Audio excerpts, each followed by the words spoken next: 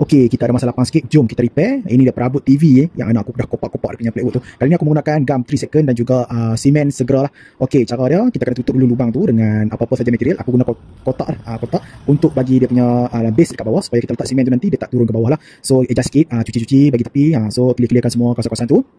Dan nanti dah siap semua, set up dia punya base, dah boleh guna semen segera tu. Semen segera tu pula hampa kena keronyok dia dulu, main-main dia dulu, bagi dia lembut, bagi dia sebati elok, dan hampa tampal dekat lubang tu. Okey, make sure dia sama. Hampa tengok level dia bagi elok, kiri kanan, tepi kiri kanan semua. Dah okey, hampa biarkan benda tu dekat situ beberapa jam lah. Okey, kalau cuaca panas, kawasan panas memang cepat kering. Tapi aku buat hari tu salah sikit sebab aku buat hari yang mendung, hari hujan. So dia makan masa 3-4 jam pun masih lagi lembut-lembut sikit.